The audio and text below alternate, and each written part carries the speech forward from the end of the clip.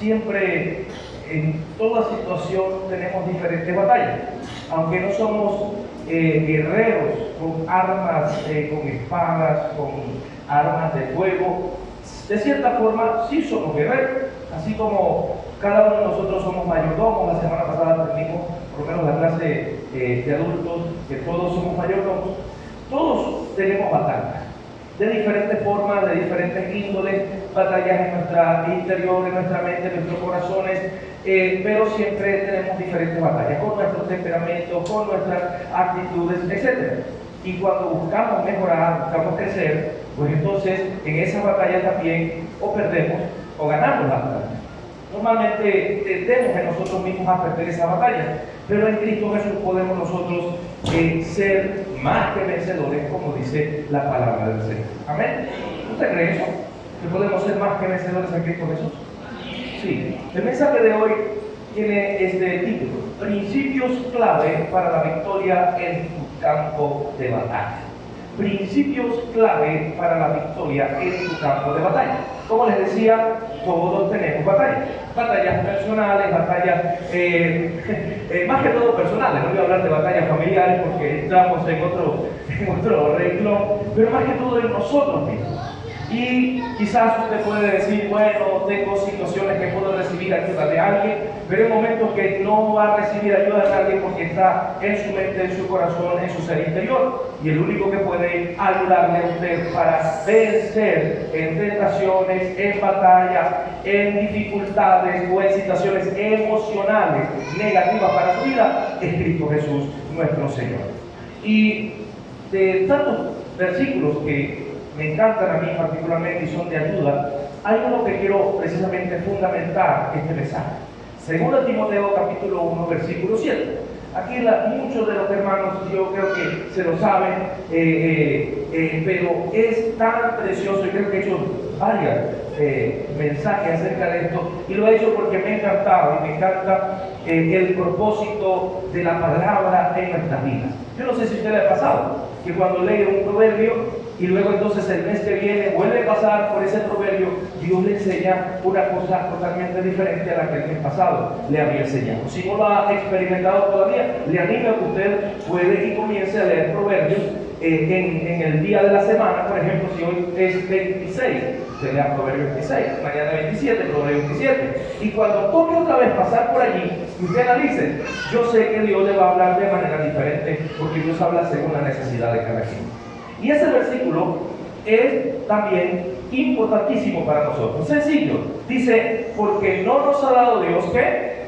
Un espíritu de cobardía, sino de poder y de amor y de dominio propio. ¿Lo repetimos otra vez? 1, 2, 3. Porque no nos ha dado Dios un espíritu de cobardía, sino de poder, de amor y de dominio propio. Amén. Entonces, aquí hay principios, repito, del tema clave para la victoria en tu campo de batalla. El primer principio para todos nosotros, ¿cuál es? No tenemos un espíritu cobarde. Dígale que está a su lado eso. Mi hermano, usted no tiene un espíritu cobarde. ¿O sí lo tiene?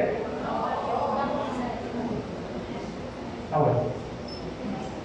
Si llegara alguien aquí y de repente dijera con armas y encapuchados, dijeran todos los que vienen a que son cristianos van a morir en este momento, pero tienen a la oportunidad algunos de que si quieren salvar su vida, salgan y váyanse. ¿Qué haría usted? Apuntándole con arma a usted o a sus hijos. Los que son cristianos van a morir aquí, pero los que quieren salvar su vida, entonces tienen la oportunidad de irse. ¿Usted se quedaría? ¿O usted se iría? No tenemos un espíritu cobarde. Y lamentablemente, quiero comenzar con esto, y digo lamentablemente, la cobardía también comienza a reflejarse en el rechazar a Dios. ¿Escuché? La cobardía comienza y se refleja en el rechazar a Dios. Cada vez que una persona le da de una forma u otra el evangelio de salvación y lo rechaza, presenta un espíritu de cobardía. Por eso es que en el libro de Apocalipsis revela que los primeros que serán echados, y escuche esto, no es para asustar, pero es la verdad, los primeros que serán echados en el lago de fuego serán los cobardes y los incrédulos. Apocalipsis capítulo 21, versículo 8, dice de la siguiente manera: pero los cobardes e incrédulos, los abominables y homicidas, los fornicarios y hechiceros, los idólatras y todos los mentirosos tendrán su parte en el lago que arde con fuego y azufre, que es la muerte segunda. Entonces aquí esta palabra cobardía, o este reflejo de ser, tener un espíritu cobarde, en este versículo se refleja precisamente en que rechazan a Cristo Jesús cuando se les presenta. Cuando viene Jesús y dice: estoy tocando la puerta de su corazón, si abres tu corazón para que yo entre, para ayudarte, el más grande regalo a tu vida, la salvación y la vida eterna, usted viene y le dice: ¿cómo? No, todavía no. No estoy preparado, no estoy preparada, todavía no. Entonces, si Dios no lo permite así, viene el momento y el Señor le dice: hasta aquí llegó tu vida en la tierra, ya está, se le apagaron las luces, como dicen por allí. ¿Usted para dónde cree que va? ¿Para el cielo? Todo el mundo en silencio. Como yo dije en una campaña hace una semana, ¿cuántos quieren irse para el cielo? Levante la mano los que quieren irse para el cielo. Ajá, muy bien. Levante la mano los que quieren irse para el infierno. Entonces, ¿por qué no se arrepienten? Si usted sabe la verdad, entonces ¿por qué no se arrepienten? Viene aquí. Ah, ahí está para usted. Pero dice la palabra pues, claramente: los cobardes y los incrédulos, además de todo lo demás que está ahí. Entonces la incredulidad también dentro de los que muchos están en las iglesias siguen incrédulos, conocen acerca de Cristo, pero no conocen a Cristo aún y no tienen realmente al Señor. Y lamentablemente, si no vienen a Cristo, dice, tendrán su parte, ¿dónde? En el lago que arde con fuego y azufre, que es la muerte segunda. Y es por esto mismo que declara un evangelio, Mateo capítulo 11, versículo 12, que allí o lo pueden buscar aquí. Mateo 11, 12 dice: y desde los días de Juan el Bautista hasta ahora, el reino de los cielos sufre violencia y solo los valientes lo arrebatan. Solo los valientes lo arrebatan. Yo explicaba hace un tiempo atrás que los valientes no son aquellos que no tienen miedo. Los valientes son aquellos que, aún teniendo miedo, se enfrentan a las circunstancias, se enfrentan a las dificultades, se enfrentan a todo tipo de situación con valentía. Es decir, aún teniendo miedo, aún estando asustado, pero confronto el miedo, domino el miedo, para entonces yo sobreponerme y poder obtener así la victoria. ¿Sí está conmigo? Entonces, solo los valientes arrebatan el reino de los cielos. Sin embargo, si usted no ha rechazado a Cristo como Jesús y como Señor y Salvador y le ha recibido, pues eso no basta. Aún debemos seguir adelante. Vuelvo al texto principal. 2 Timoteo capítulo 1 versículo 7: porque no nos ha dado Dios un espíritu de cobardía, sino de poder y de amor y de dominio propio. ¿Saben? Cuando yo estudio o uso aprender un poco de la vida, no de Pablo simplemente, sino de Timoteo, veo que Timoteo era, en aquel tiempo se le decía joven, porque la juventud en aquel tiempo era tomada, tenía como 30 años y todavía era tomado como un muchacho. ¿Okay?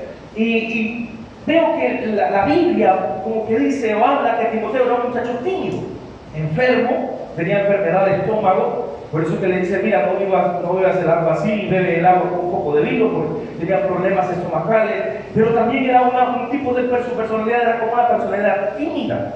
Timoteo conocía el miedo que todos muchas veces sentimos, ¿ok? Pero Dios quería que Timoteo supiera que ese miedo no venía de Dios, no venía de él, y que él necesitaba saber que Dios no le había dado un espíritu de cobardía. Así como Dios no le ha dado un espíritu de cobardía. Mi hermano, mi hermana, y hoy quienes nos visitan también, todos tenemos situaciones donde muchas veces nos sentimos tímidos, donde nos sentimos temerosos. A algunos les asusta hablar frente a otros. A mí me asusta hablar frente a otros, aunque usted cree que yo parece que hablo más que un radiofiado. ¿no? Pero a mí me asusta. Yo siempre siento esas maripositas en el estómago allí, y yo le digo al Señor, el día que no sienta nerviosismo para pararme aquí, mejor me quedo sentado, mejor me quedo quieto. ¿Por qué? Porque ahí yo aprendo a depender de Dios. Tomo el día para aprender a depender del Señor. Hoy hay personas que le temen a las confrontaciones, hay personas que le tienen temor a hacer el ridículo. Creo que todo el mundo tiene temor de hacer el ridículo, obviamente. Otros tienen miedo de ser rechazados. Todos lidiamos de una forma u otra con el miedo. Algunos tienen temor a diferentes cosas, a animales, diferentes situaciones, pero todos tenemos que lidiar con el miedo.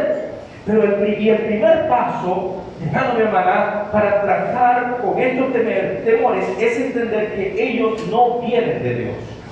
Los temores no vienen de Dios. Para así decirlo, no es que Dios me haga sentir de esta manera, porque Dios no me dio este temor de rechazar o de ir hacia atrás. Dios no me ha dado un espíritu de valentía.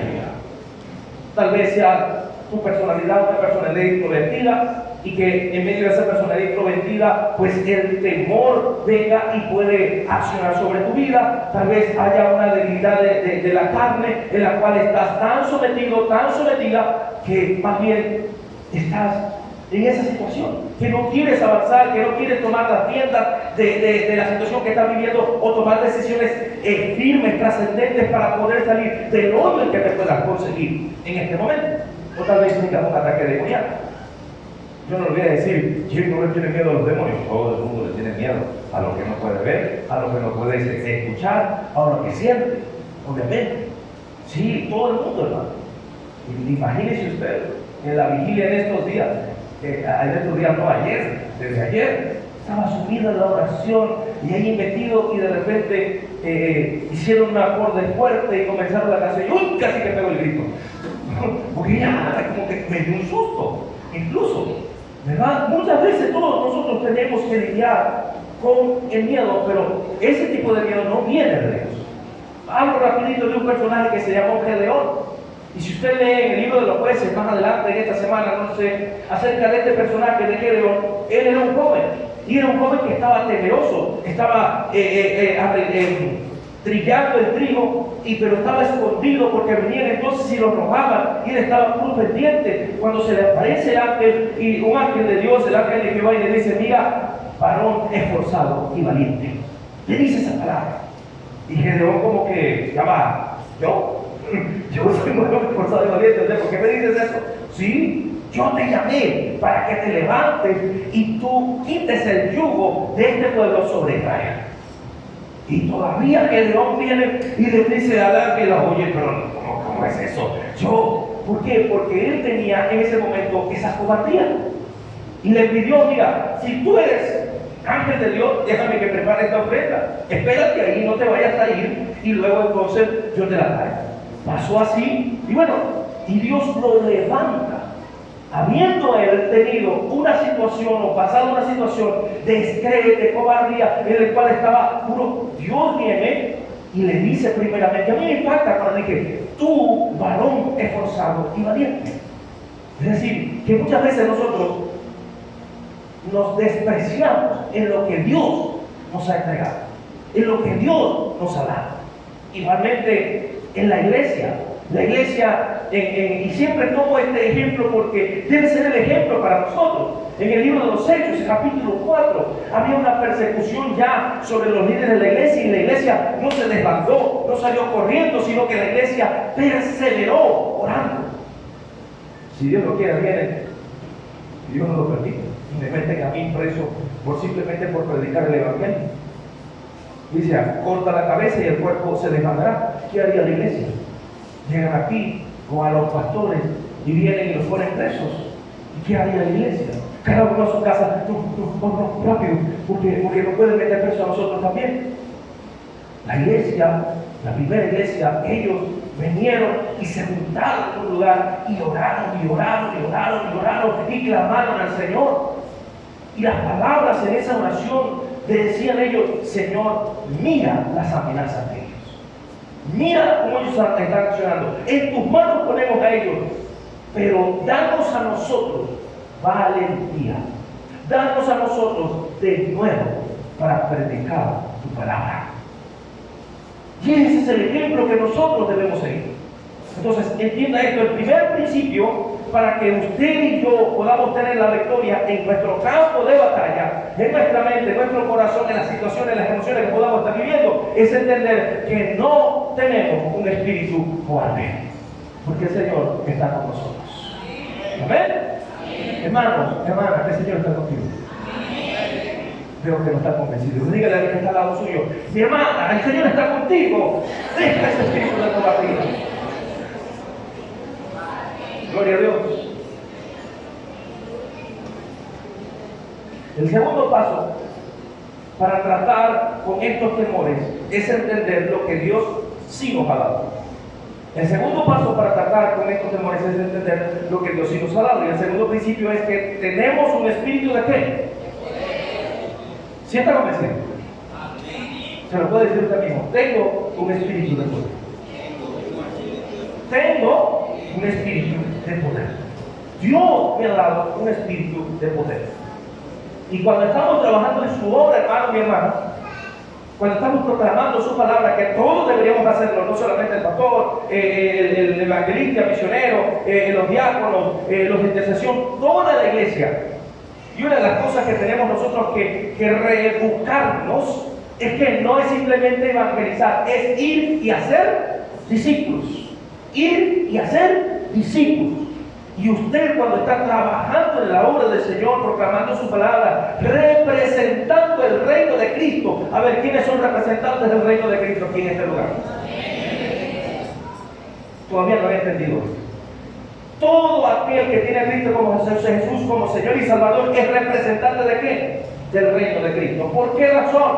Porque ya tu ciudadanía no es de la tierra. Tu ciudadanía está ¿dónde? En el reino de los cielos. Y la palabra de Dios me dice que somos embajadores de Cristo Jesús.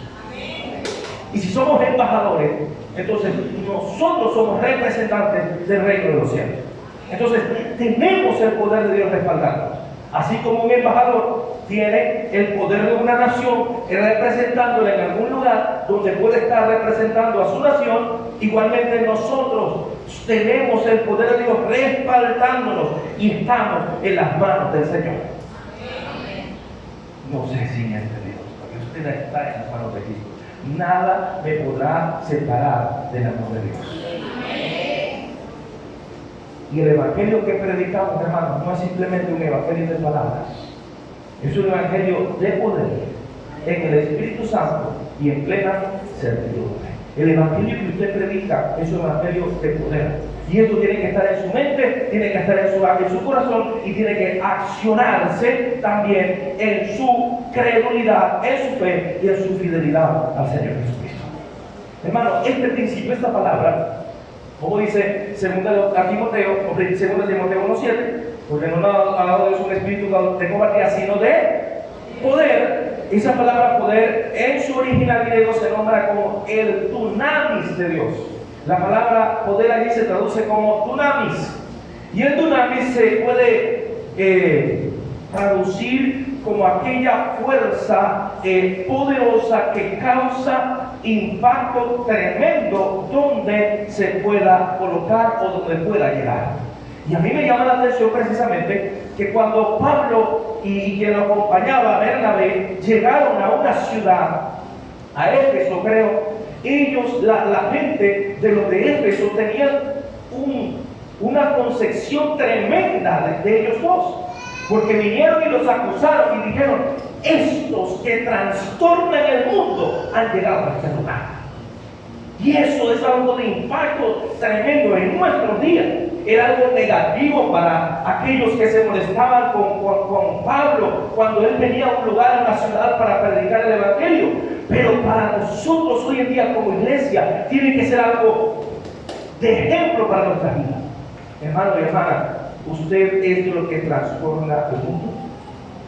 ¿Es usted aquellos de los que trastorna el reino de las tinieblas donde usted se pare o se levante? Y eso tiene que ser para nosotros. Nosotros no somos una manada simplemente de aquellos que están allí. Somos parte del ejército de Cristo Jesús. Y estamos, hermanos, para difundir el mensaje del Evangelio, porque en nosotros está el poder de Dios, está el Espíritu Santo, y ¿quién podrá contra el Señor?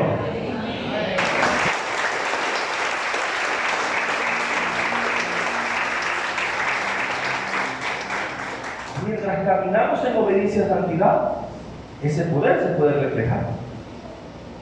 Pero cuando lamentablemente no estamos en obediencia al Señor, podemos tener al Espíritu Santo, podemos tener ese dunamis de Dios, pero no vamos a poder reflejarlo. Yo le ponía el ejemplo a usted. Usted puede tener un carro último modelo parado en la puerta de su casa, pero si usted no tiene la gasolina para ese carro, ¿qué es lo que está haciendo? Simplemente algo que está allí y ya, no le puede dar un uso, no puede accionar a través de él de la misma manera. Usted tiene el poder de Dios, pero si usted no está lleno del Espíritu Santo, entonces lamentablemente ese poder no va a poder accionarse en usted. Pongo dos ejemplos del Antiguo Testamento. El rey Saúl llegó un momento que hasta incluso profetizó con los sacerdotes, con los profetas. Dice: el Espíritu Santo vino sobre Saúl y profetizaba también. Pero también él se aleja de Dios de la misma manera como el Espíritu Santo en ese tiempo había venido, en ese tiempo iba a venir el Espíritu Santo. Dice: la gloria o la cobertura de Dios se apartó de Saúl, de tal manera que el mismo Señor le puso un demonio para que lo atormentara constantemente. ¿Y qué era lo que hacía que el demonio huyera? No era lo hermoso que tocaba o cantaba David, era la unción que tenía David, la que hacía huir a ese demonio que atormentaba al rey Saúl. Era el poder que había en David, el poder espiritual que hacía que ese demonio huyera. Sansón es otro ejemplo. Dios le hizo un llamado, Dios lo llamó para grandes cosas, le dio gran fuerza, pero su fuerza venía del Espíritu.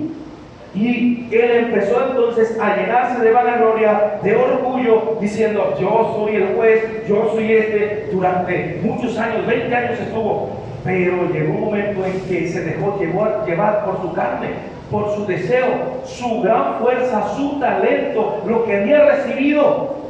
Él venía y lo ataban. Ustedes conocen la historia de Sansón, ¿sí la conocen? Y otra vez se liberaba, y una y otra vez, hasta que llegó un punto cuando dice: y el Espíritu de Dios se apartó de él, y él no se había dado cuenta. Le cortaron sus cabellos y él dijo: otra vez me libraré como siempre, como antes, de esta situación. Mas no pudo.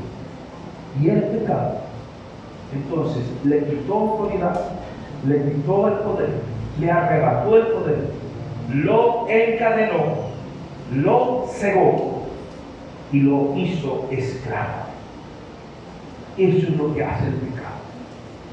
Pero cuando nosotros entendemos que el que está en nosotros es más grande que el que está en el mundo, y podemos nosotros entonces, en ese poder que Dios nos ha dado, presentar una buena batalla, entonces es allí donde podemos decir: en Cristo soy más que victorioso. ¿Por qué, hermano? Porque en tu batalla tú vas a estar solo. En tu propia batalla tú vas a estar sola, tú vas a estar solo. Puedes vencer, sí, puedes tener gente a tu lado en diversas situaciones, en un momento de debilidad, en un momento de desánimo, en un momento de tristeza, etc. Lo que puede estar pasando en tu vida. Puedes tener gente a tu lado como apoyo, como escudero, si lo puedo decir. Gente que puede batallar contigo, puede orar por ti, puede orar contigo. Pero en esas batallas internas, tú estás solo, tú estás sola. Tú tienes que pelear tu propia batalla. Tú tienes que guerrear tu propia batalla. Y si no entrenas, si no te entrenas en lo que el Señor te ha dado y haces uso de lo que Dios te ha entregado, terminarás lamentablemente vencida en ese campo de batalla, de tu mente, de tu corazón y de tu entorno. Y cuando hablo del entorno, es la presión de la forma de pensar de la sociedad en que nosotros estamos viviendo. Y la sociedad en que nosotros estamos viviendo, se cumple la palabra que dice: hay de aquellos que a lo bueno le dicen malo y a lo malo le dicen bueno. Estamos viviendo ese tiempo. A lo bueno, a lo moral, le dicen que está viejo, que está pasado de moda, que es malo, y a lo malo le dicen lo que es bueno, lo toleran y lo llevan también a la práctica. Y es una señal clara de que Cristo está pronto a venir por su pueblo y por su iglesia. Hermanos, entonces tenemos varios frentes de batalla. Tu mente contra los deseos de tu carne, otro frente de batalla, el entorno social que nos rodea y el enemigo que continuamente está lanzándonos dardos de fuego del maligno.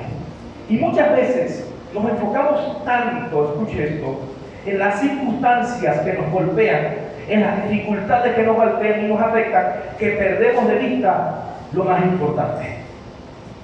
Perdemos de vista lo más importante. Y nos pasa como a Pedro. Pedro le dijo: Señor, si eres tú el que viene caminando sobre el agua en esta tormenta, dime que yo vaya hacia ti caminando. Yo me imagino ese momento, el hombre se atrevió y tuvo ese espíritu de acrobar, esa valentía. El Señor le dice: Pedro sale de la barca, menos estaba todavía, de repente agarrado aquí, pisó el agua, dijo: tapó el piso, y comenzó a caminar. ¿Por qué él caminó? Porque normalmente nos enfocamos en que Pedro se hundió. Uno, hermano, enfóquese primero en que Pedro caminó sobre las aguas, ejerció ese espíritu de poder. Pero llegó un momento en que comenzó no a mantener su mirada fija en quien tenía que tenerla, sino en ver las circunstancias que lo rodeaban. Había una tormenta. ¿Quién puede caminar sobre las aguas? Hoy en día usted ha visto esos supuestamente magos que han caminado sobre las aguas del espíritu demoníaco, lo que tienen ellos, ¿verdad? Y la tormenta, la cuestión y los truenos, puso su mirada alrededor y comenzó a hundirse. Ahí mismo no tuvo simplemente miedo, fue un pánico aterrador, porque le gritó: Señor, sálvame. ¿Estaba dormido? Bueno. Le dijo: Señor, sálvame. E inmediatamente el Señor dice: asió de él. La palabra así significa no es que le dio la mano, lo agarró por los cabellos, así literalmente lo sacó, como una vez me sacaron a mí en el mar, que me estaba yo casi que me agarraron por el cabello y me levantaron así. Sí, así asió de él y lo sacó. Y le dijo: hombre de poca fe, ¿por qué dudaste? Quitamos nuestra mente de lo más importante, lo que tenemos en Cristo Jesús. Las circunstancias a tu alrededor, hermano, pueden afectarte, pueden sí, porque somos humanos, está bien, tenemos sentimientos, pero ¿qué tenemos en Cristo Jesús? Mi hermano, ahora, ¿qué tienes tú en Cristo? ¿Qué tienes en Cristo? Porque muchas veces, siendo cristianos, ni sabemos o no queremos aprender lo que Él nos ha entregado. Y lo primero que te digo es que tú tienes la mente de Cristo Jesús. Tienes la mente de Cristo. Y como yo tengo la mente de Cristo, entonces tengo que aprender a desarrollar esa mentalidad y a pensar como el Señor. Porque no solamente decir tengo la mente de Cristo, usted dijo tengo un iPhone, pero no tiene saldo. Sí. Y no sabe usarlo. Entonces, ¿para qué? ¿Qué te sirve? Así para mostrarlo frente a todo el mundo, y viene y te lo quita y te lo roba. Sí. Y el enemigo puede entonces arrebatarte muchas cosas.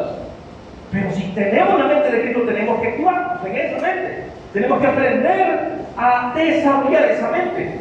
Tienes armas poderosas en Cristo para destruir los dardos del enemigo y las artimañas del enemigo. Porque nuestras armas no son carnales, sino que espirituales y poderosas en Dios. Tienes la armadura de Dios, tienes la armadura del Señor, y tienes un espíritu de poder. Pero una cosa es saberlo y otra muy diferente es estar en el campo de batalla y saber usarla y poder usarla. Repito, tu campo de batalla comienza aquí, en tu mente y en tu corazón. ¿Por qué? Vuelvo a repetirlo, porque si no entrenas, si no te formas, si no crees, ¿cómo vas a poder pelear la buena batalla? Como le dijo Pablo a Timoteo, pelea la buena batalla. ¿Cómo vas a poder salir victorioso al terminar esa batalla? Efesios capítulo 6, cuando dice: cuando haya terminado todo, están ustedes firmes. Y yo me imagino a ese guerrero que está peleando. A mí me gustan las películas épicas, ¿no? De espadas y eso, me imagino. Y en el fragor de la batalla está allí. Y cuando se disipa el humo, el enemigo está derrotado en el piso. Mas ese guerrero se encuentra de pie, con su batalla, con su armadura, con su escudo y con su espada. Quizás cansado, pero victorioso. Quizás con heridas, pero victorioso y no derrotado. Así nosotros tenemos que permanecer. Así tenemos que estar y entender que tenemos ese espíritu del poder. Hermanos, tenemos la armadura. ¿Y la armadura para qué la tengo? Para defenderte. Tienes el escudo de la fe para defenderte de los dardos del fuego del maligno.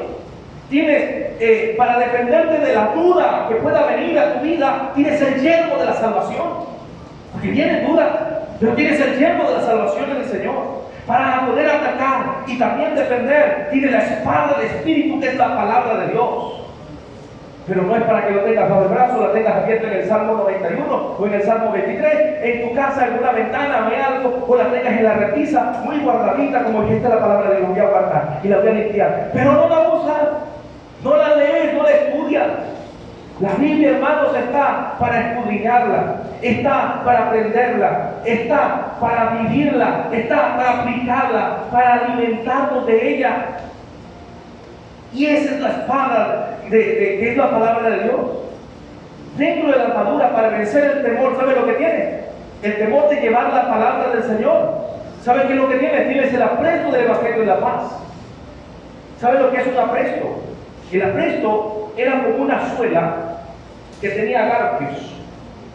Es una suela que tenía garfios y que los guerreros la cargaban a un lado, pero cuando iban a entrar en batalla, se ponían la suela por debajo de sus zapatillas, se la amarraban y ellos venían entonces cada vez que el enemigo venía a atacar, ellos fijaban sus pies en el piso y se fortalecían, ponían el escudo, ¿okay? Y cuando venía la carga del enemigo, unos a otros se apoyaban, pero como tenían sus pies fijos allí, ellos no retrocedían.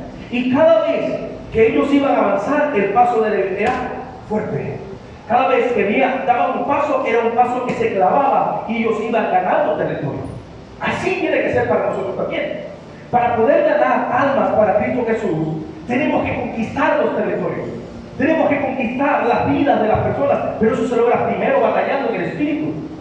No es simplemente darle la palabra a una persona, es orar por esas personas, es clamar al Señor por esas almas. ¿Cuántas veces le he pedido al Señor, Señor, dame hoy, aunque sea una o dos personas para hablarles a Cristo Jesús? Yo no las conozco, pero tú sí las conoces. Señor, te pido en el nombre de Jesús que esas personas a las cuales les pueda hablar, yo pueda ser usado con poder por ti para que tú te glorifiques en sus vidas. ¿Cuántas veces lo he hecho?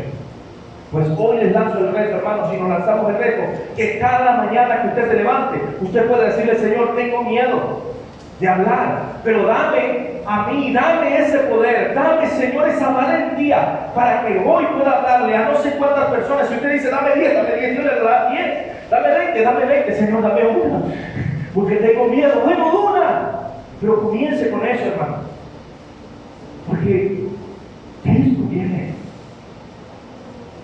Y usted puede decir gloria a Dios, aleluya, pero sabe, un día nos vamos a enfrentar delante del Señor.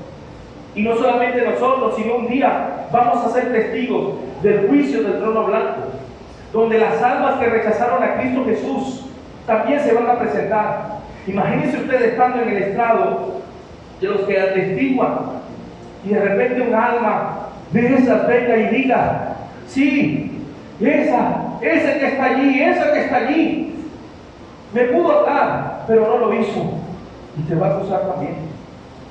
No te va a quitar la salvación porque ya eres salvo. ¿Cómo te sentirías tú? Esa persona me pudo hablar, pero no me habló. Y eso es para nosotros, hermano. El tiempo está cerca.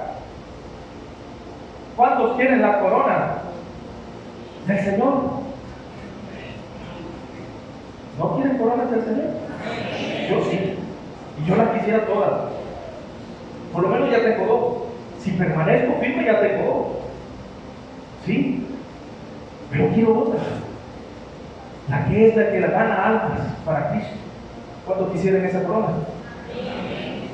Tienes el espíritu de poder entonces. Y la palabra que tú puedes predicar puede ser predicada con poder y en el Espíritu Santo. Pero necesitas tomar la determinación de dejar el temor atrás, dejar ese espíritu de cobardía y comenzar con tu vida a predicar el Evangelio de Cristo Jesús. El Señor en la armadura nos ha dado también, ¿sabe qué?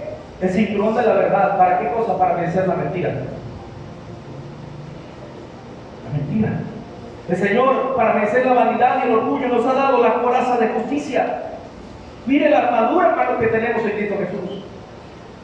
Y para poder nosotros tener la victoria, también tiene que ser velando y orando en todo tiempo. Velando y orando, le dijo el Señor a sus discípulos, para que no entréis en tentación. Y Efesios capítulo 6, versículo 18. Mire, eso forma parte de la armadura, hermano. Dice, orando en todo tiempo y con toda oración y súplica en el Espíritu, velando en ello con toda perseverancia y súplica por todos los santos. Amén, iglesia. Dice el llamado de Dios para nosotros. Tercer principio, para usted tener la victoria. Tenemos un espíritu de amor. ¿Tenemos un espíritu? ¿Sí lo tiene? ¿Seguro? A ver, ¿quién le ha hecho mal a usted esta semana? ¿Quién le ha hecho algo que usted...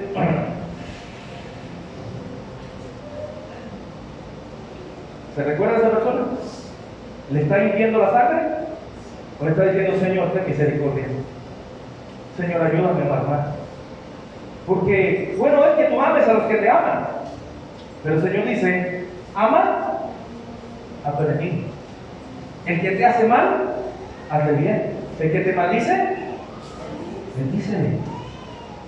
Porque si yo amo a los que me aman, entonces, ¿qué fundamento tiene? Tengo que aprender a amar. ¿Y sabe usted algo? El que no tiene a Cristo Jesús es enemigo de Dios. ¿Ah? Lamentablemente, se constituye enemigo de Dios. Pero Dios te ama. Aún siendo enemigo de Dios, Dios te ama. Porque en gran manera amó Dios a la humanidad, que entregó a su único Hijo para que todo aquel que en él cree no se pierda, sino que tenga vida eterna. Entonces, ahí está el amor que nosotros tenemos que reflejar. Obviamente, lo primero que tenemos que amar, a quien primero tenemos que amar es a Dios, por sobre todas las cosas. Señor, ¿y cuál es el primer y grande mandamiento? Amarás al Señor tu Dios con toda tu mente, con todo tu corazón, con todas tus fuerzas. Este es el primer y grande mandamiento. ¿Y el segundo cuál es? ¿Cuál es el segundo? Pero ¿por qué no lo dicen? Lo dicen, amarás a tu prójimo como a ti mismo. Y ese prójimo se refiere no solamente al que tú amas y que te hace bien, sino a aquel que sabes que te puede decir por delante, hola, ¿cómo estás? ¿Todo bien, chévere? Y por detrás. Sí. Aquel que viene, usted le dice algo y cuando usted se voltea, se vuelve a voltear, se pone la carita. A ese que sabes que está haciendo esto contra ti, pero igual tenemos que amar. ¿Sí? No me diga usted, como dice, que escuché un hermano, Señor, ilumínalo, o si no, si lo pensaste, ¿verdad? ¿Sabe cuál es el que dice? Me dijo un hermano así, Señor, ilumínalo, si no, elimínalo, pero cualquiera de las dos. Pero que se arrepienta, Señor, que se arrepienta. Así no tengas que se arrepienta, Señor. Oh, mi hermano. Entonces, ese amor a Dios se tiene que traducir en temor.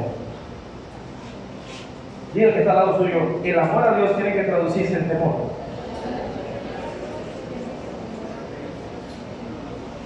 Pero no es un temor de cobardía. Ojo, esta palabra temor no es de cobardía, es obediencia por amor, sujeción por amor, caminar en santidad por amor. Salmo 111, versículo 10, mire lo que dice. Si lo lee allí, el principio de la sabiduría es el temor de Jehová. Buen entendimiento tienen todos los que ponen por obra sus mandamientos. Buen entendimiento tienen todos aquellos que obedecen los mandamientos del Señor.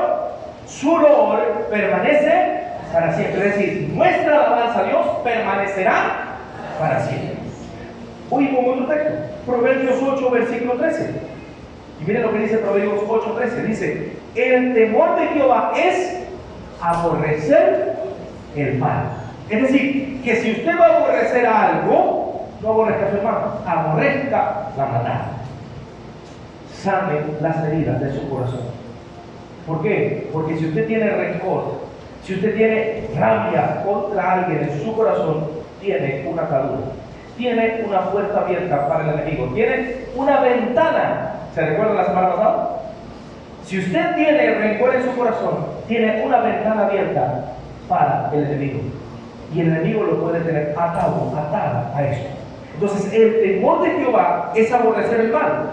La soberbia y la arrogancia, el mal camino y la busca perversa, aborrezco, dice el proverbista.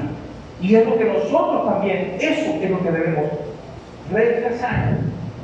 Rechazar, no juntarnos con aquellos que andan en soberbia o arrogancia, o que andan en malos caminos, o que andan perversidades por su boca, sino rechazar todo eso por completo. Y segunda de Crónicas 19, versículo 7, mire lo que dice: sea pues con ustedes el temor de Jehová. Mire bien, miren lo que hace, porque en Jehová nuestro Dios no hay injusticia, ni acepción de personas, ni admisión de cohecho, porque Dios es justo. Y Dios no va a venir a justificar un hecho de maldad, un hecho que le deshonre a Él, sino que el que camina en integridad, el que camina en la justicia de Dios, el que camina en ese valor, ese es que Dios va a exaltar a su tiempo. Amén. Entonces, tenemos ese espíritu de amor como principio. Él nos amó primero. Y escuche esto, no es que yo le haya amado al Señor, Él te amó primero. Y cuán grande amor tenemos nosotros como evidencia que dio por ti y por mí a su propio Hijo en sacrificio, por tu vida, por tu alma. ¿Para qué? Para comprar tu vida a precio de sangre y ofrecerte la salvación y la vida eterna por medio del sacrificio de su Hijo. Y el Hijo se sacrificó por nosotros y nos amó en gran manera. Entonces, ¿cómo no retribuirle el amor al Señor? ¿Cómo no darle al Señor ese amor verdadero? Un amor que da fruto. Por su fruto lo conoceréis, dice la palabra. No en una religiosidad solamente, sino en una relación creciente con el Señor por medio de su Espíritu Santo.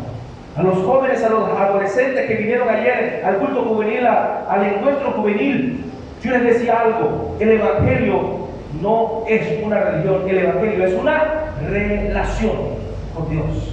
Y esa relación tiene que ser constante, tiene que ser creciente, para que cada día usted pueda afirmarse en lo que Dios le ha entregado en su vida. Amén. Entonces, Dios nos ha dado un espíritu de amor, y esto nos dice mucho acerca del poder que nos ha dado también, porque esto ya va unido. Muchos piensan en el poder, en la situación de que pueden controlar a otros, y no es así, hermanos, porque el poder de Jesús está en servir. En servir. Nosotros somos servidores de Cristo Jesús. La noche en que Jesús iba a ser entregado, la noche antes, sabiendo que Jesús, que el Padre le había entregado todo en sus manos, ¿qué fue lo que hizo con ese poder que el Señor le entregó? ¿Qué fue lo que hizo? Él tomó la función de un siervo. Él se humilló y lavó los pies de sus discípulos. Ese era un trabajo dedicado a un esclavo. Y Él era el Señor, la cabeza que estaba en la mesa. Con todo y eso, Él le dio la más grande lección de humildad a sus discípulos. Él tomó entonces ese cuenco lleno de agua y comenzó a lavarle los pies de la suciedad a sus discípulos. Pedro les dice: Señor, ¿cómo es posible? ¿Tú no puedes hacer eso? No. El Señor le dice entonces: si no te dejas lavar los pies, no entrarás en el reino de los cielos. No, Señor, lávame la cabeza, lávame la, casi báñame una vez, báñame todito. Sí, pero es entender, hermanos, que nosotros somos servidores por amor. ¿Está usted siendo parte de la iglesia de Cristo, parte de esta iglesia, siendo servidor por amor a Dios? Cuarto principio. Tenemos un espíritu de ¿qué? De dominio propio. Dios me ha dado dominio propio. Que no es fácil sobrellevar esto. Es verdad. No es fácil, hermanos, aprender a dominar ese temperamento, ese carácter, esas cosas que hemos aprendido de la familia, o reeducarnos en muchos aspectos de nuestra vida, porque muchas veces sale a veces a flote esas cosas. Pero tenemos ese espíritu de dominio propio. Y cuando estuve investigando bien esa palabra y el dominio propio está dentro del fruto del Espíritu. ¿Cuál es el fruto del Espíritu? Amor, gozo, paz, paciencia, bondad, benignidad, fe, mansedumbre. Bueno, el nombre de los pastores bandera del grupo. Y el último es templanza. Templanza. La templanza es dominio propio. Y la palabra templanza lleva la idea de una mente en calma, que sabe controlarse, de aquel que no se deja llevar por el pánico y la confusión que se puede apoderar de nosotros cuando tenemos una situación que nos provoca miedo, sino que permanece en calma en los momentos difíciles. Esa miedo. Vamos a ver, ¿cómo entiende usted el tipo de persona cuando dice esta persona tiene un temperamento o un carácter fuerte? Cuando usted dice esta persona tiene un carácter fuerte, ¿en qué piensa usted? ¿En qué tipo de persona piensa usted? En aquella persona brava.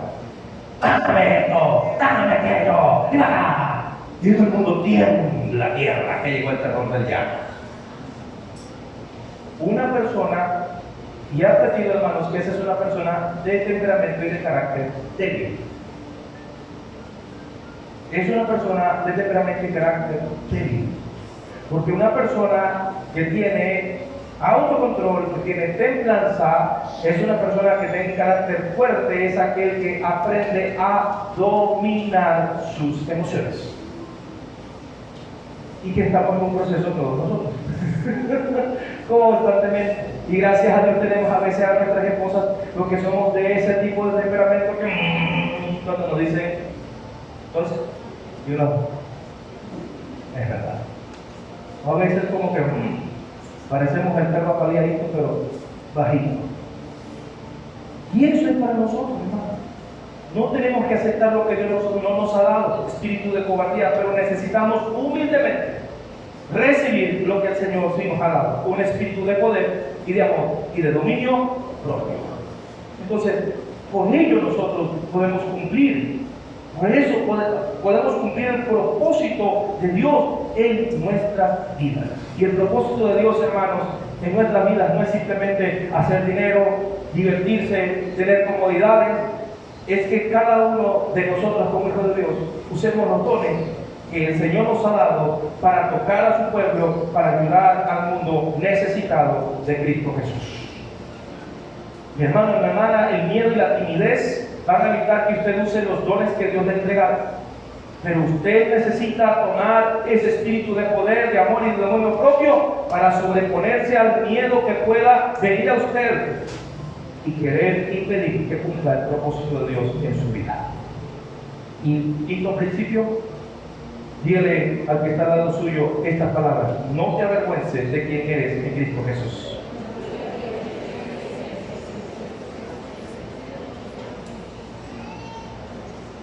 Hoy en día hay gente que se avergüenza de quién es en Cristo. Versículo 8 de 2 Timoteo, porque no me queda en el versículo 7. El versículo 8 dice: por tanto, dice Pablo a Timoteo, no te avergüences de dar testimonio de nuestro Señor, ni de mí, preso suyo, sino participa de las aflicciones por el Evangelio según el poder de Dios. Pablo le decía a Timoteo, vuelvo a Timoteo allí, sobre el espíritu de poder y de amor, de dominio propio, con valor, ejércelo con valor. Y este es el derecho de todo creyente en Cristo Jesús, de todo cristiano, que podamos ejercer lo que el Señor nos ha dado con valor.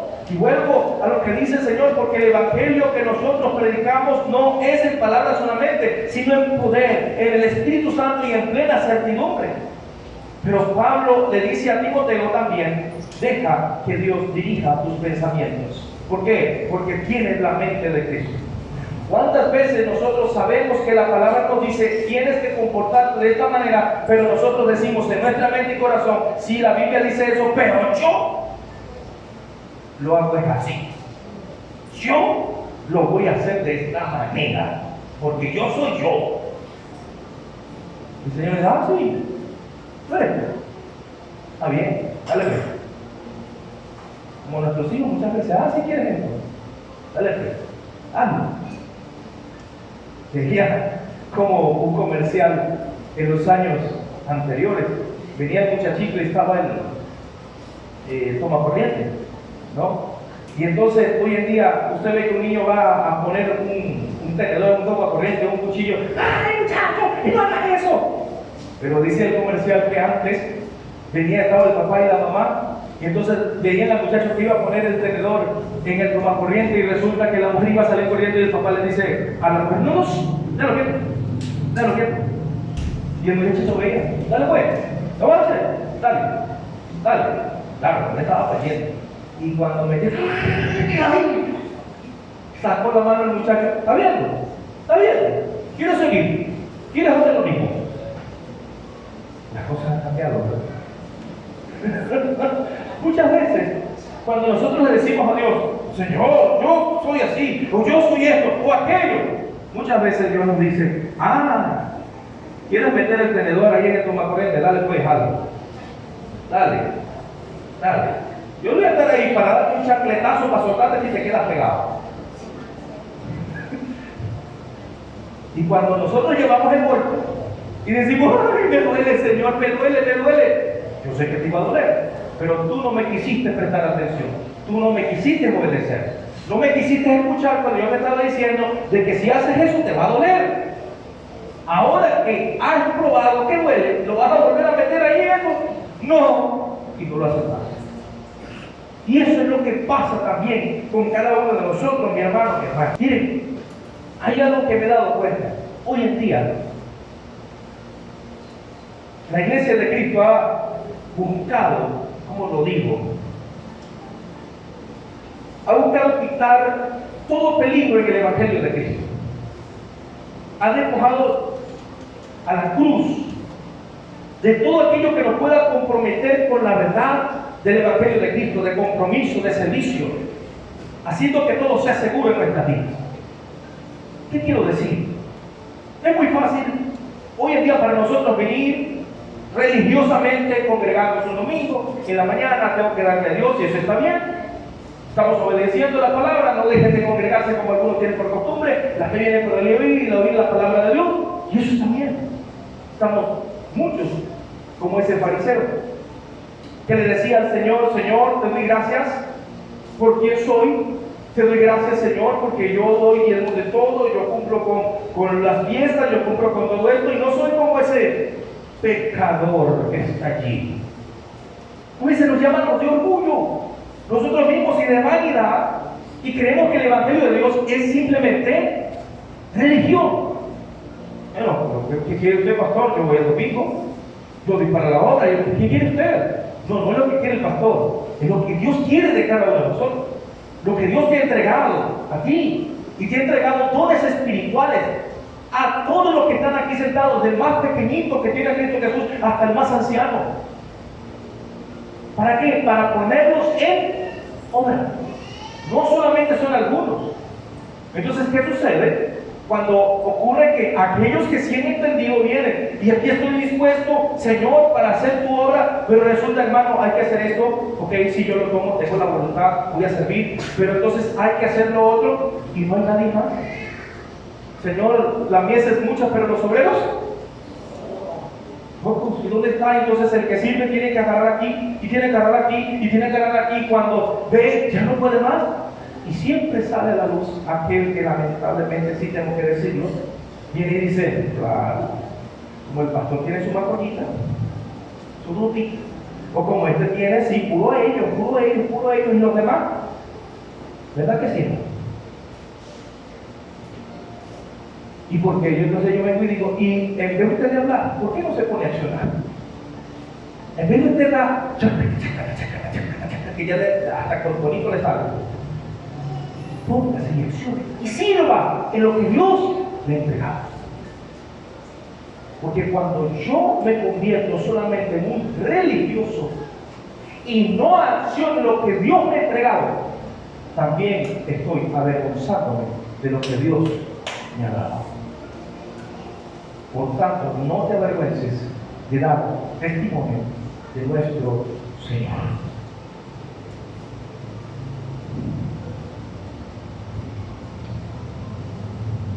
Pablo sabía, hermanos, que el plan de Dios en Jesucristo, en ese tiempo, parecía tonto para muchos.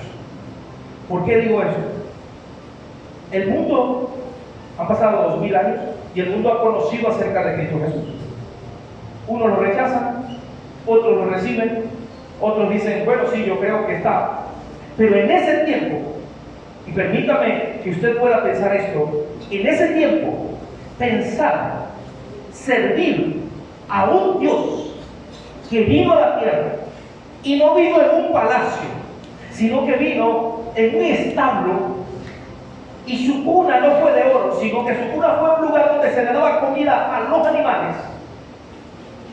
Pensar en un Dios, servir a un Dios que en vez de estar en un trono estuvo en el lugar donde se mataban, se asesinaban a los más fuertes criminales, una cruz, era de locos. ¿Y ese es tuyo? ¿El que murió en la cruz? ¿Ese es tu Señor? ¿Dónde está? ¿Qué ha vencido Él? ¿Cuántos ejércitos tiene Él? ¿Cuántas naciones ha conquistado para yo seguirlo? Ese era el pensar de ese tiempo. Y en ese tiempo parecía de locos realmente seguir a Jesús, porque el mundo no le conocía. Hoy en día nosotros conocemos, el mundo entero conoce quién es Jesús, pero en ese tiempo no lo conocían. Y la gente entonces, cuando se le presentaba a ese Dios crucificado, y que había entonces por testimonio de los que lo habían visto, que había resucitado, la gente, hermano, la gente no creía de buenas a primeras. Sí me está entendiendo lo que quiero transmitirle. Entonces, es entender, mi hermano, mi hermana, que por eso es que Pablo dice, no te avergüences de dar testimonio del Señor, ni de mí, que soy un preso. Ahora, no es otra cosa que se une aquí. Pablo también le dice, yo soy un apóstol. Es decir, yo soy un enviado. Pero ese enviado, un embajador, resulta que en vez de estar en una embajada, ¿dónde estaba Pablo? Preso en una casa. Entonces, ¿cómo creer en las palabras de un preso? Hoy en día, la sociedad te cataloga por lo que tienes y por cómo tú te puedes vestir. Una persona viene y usted lo ve, el alemán, y bueno, usted dice, esa persona tiene que tener plata. ¿Sí o no? Pero tú ves una persona así como que media, toda, ¿cómo dice la palabra? Mal vestido, puesto, un pobretón. Y nos equivocamos. Entonces, el mundo, en ese tiempo, no entendía acerca de Cristo Jesús. Y es por eso que ellos eran rechazados por muchos. Pero hermano, también entonces por eso que le dicen, no te avergüences de esto, ni de mí, porque yo soy un preso, mis palabras. ¿Voy a creer las palabras de un preso? Hermano, si usted viene que le dice a alguien y le va a hablar esa persona, y esa persona sabe usted que está preso en una cárcel, ¿usted le creería las palabras de esa persona? Usted lo mínimo que piensa, eso es lo que viene a extorsionar, eso es lo que viene a extorsionarte. ¿Por qué? Porque soy un preso, que voy a estar creyendo en la palabra de un preso. Porque así pensamos. ¿Sí me está entendiendo entonces? Entonces Pablo le dice a Timoteo, no te avergüences de esto, no tengas temor, sino que predica el evangelio. Si creíste, predica la verdad. Y dice, participa de las aflicciones por el evangelio según el poder de Dios. ¿Cómo participamos de las aflicciones? Romanos capítulo 12, versículo 15. Gozaos con los que se gozan, llorad con los que lloran. Amor, espíritu de amor. Veía a las diferentes personalidades. Una persona empática, cuando alguien está mal, viene y ánimo para adelante, sigue, vamos, esfuérzate. Y aquel que no tiende en su temperamento a ser muy sociable, cuando alguien está mal, entonces agarraba el cepillo y le decía, ánimo, dale, échale para adelante. Como que no me gusta tocarte mucho, pero te pongo que sea el cepillito para que tengas ese ánimo. Empatía. Gócense con los que se gozan, lloren con los que lloran. Identifiquémonos en las aflicciones a través de la oración. Hermano, lo que tú estás padeciendo hoy, muchos en el mundo lo están padeciendo, incluso peor que tú. El dolor, la aflicción, la situación, muchos en el mundo lo están viviendo. Pero tenemos algo tremendo, tenemos el poder de Dios. Dice allí, participa de las aflicciones por el evangelio según el poder de Dios. Y el poder de Dios está para ayudarnos en medio de las dificultades. Dios no siempre va a estar llevándote de la mano. La Biblia habla de los discípulos que estuvieron 2 veces al menos en una tormenta. En la primera tormenta el Señor estuvo con ellos, estuvo en la barca. Y llegó un momento cuando estaban casi que se hundía la barca, el Señor se levantó y le dijo a la tormenta, calla, para, y la tormenta cesó. Pero la segunda vez no. La segunda vez los envió solos. Y estuvo bastante tiempo, horas, en medio de la tormenta. Y el Señor Jesús en el monte. Y como era, por supuesto, como es Dios, estaba pendiente, observaba, pero los dejaba que estuvieran en la tormenta. Estuvieron horas en la tormenta, hasta que llegó hasta ellos caminando sobre el agua. Pero los dejó un tiempo. Hermanos, el Señor muchas veces sí nos va a tomar de la mano en muchas situaciones de nuestra vida, pero otras nos va a dejar que caminemos para que aprendamos a usar lo que Él nos ha entregado. ¿Qué nos ha entregado? ¿Para qué? ¿Para qué? Para compartir su evangelio, para llevar el plan de salvación a toda persona. Versículo 9 dice, quien nos salvó y nos llamó con llamamiento santo, no conforme a nuestras obras, sino según el propósito suyo y la gracia que nos fue dada en Cristo Jesús antes de los tiempos de los siglos, pero que ahora ha sido manifestada por la aparición de nuestro Salvador Jesucristo, el cual quitó la muerte y sacó a la luz la vida y la inmortalidad por el Evangelio. Gloria a Dios. ¿Esto le fortalece o no le fortalece? ¿Quién llamó? ¿Quién llamó? El Señor. Y con llamamiento santo. Y no conforme a lo que tú has hecho, no conforme a lo bueno o lo malo, no conforme a lo maravilloso como persona eres o las grandes obras que tú puedas hacer. No, es según su propósito y según su gracia. Porque la salvación y el llamamiento de Dios no es por obras, para que nadie diga yo. ¿Qué somos nosotros? Nada. ¿Cuántos de los que estamos aquí merecen la salvación y la vida eterna? Nadie. Ninguno de nosotros. John Wesley decía, delante de ustedes está un pecador que necesitó al único y suficiente Salvador. Porque solo es por su gracia. No es por obras, para que nadie se lo diga. Es por la gracia de Dios y por el propósito de Él, que quiere manifestar su propósito en tu vida y en la vida de cada uno de nosotros, en la vida de la iglesia. El propósito de la iglesia, ser luz en medio de las tinieblas, ser la columna y el baluarte de la verdad en medio de esta tormenta del mundo que está chocando contra la iglesia, pero la iglesia que está fundada sobre la roca que es Cristo Jesús, permanecerá hasta que Cristo venga por su iglesia. Amén.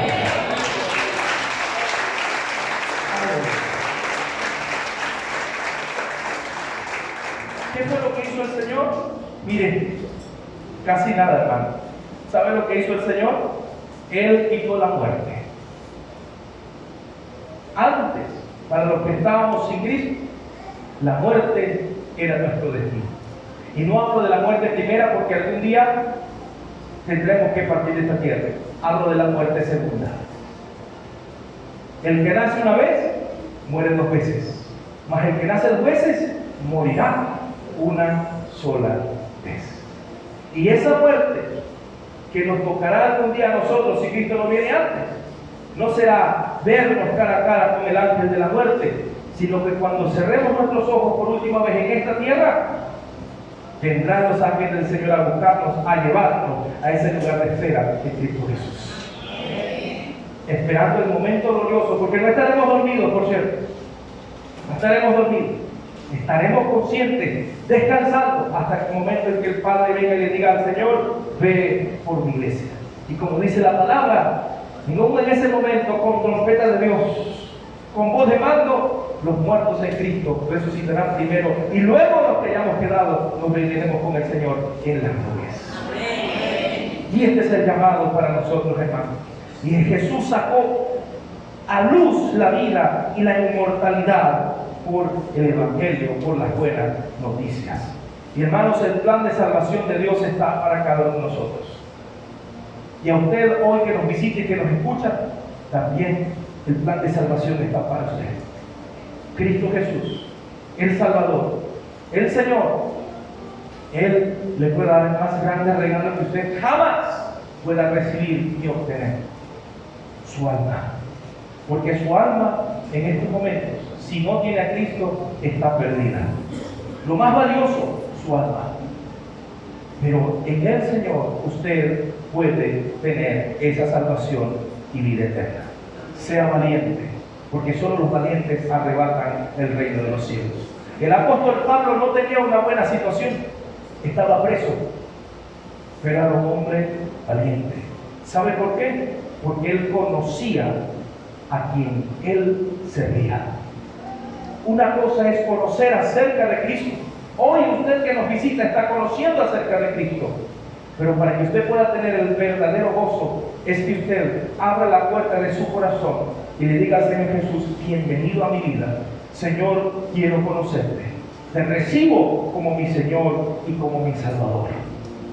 Y él dice en el versículo 11 y 12, dice: del cual yo fui constituido predicador, apóstol y maestro de los gentiles, por lo cual asimismo padezco esto, pero no me avergüenzo, porque yo sé a quién he creído.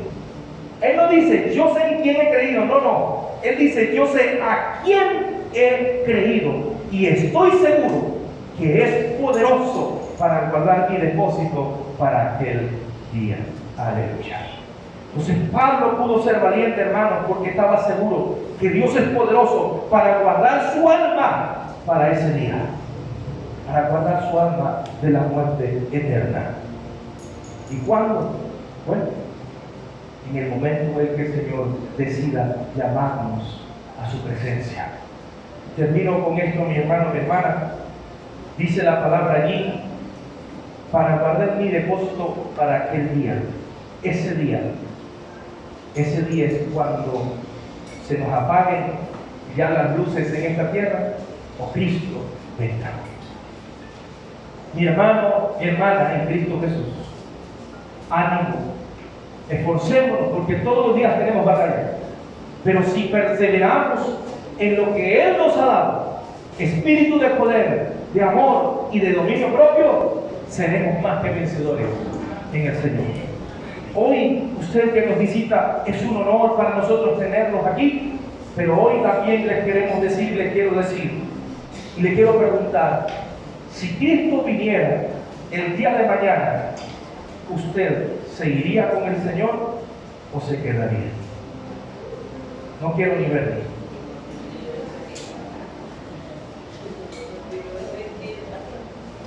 Si Cristo viniera el día de mañana o hoy mismo, ¿qué pasará con usted?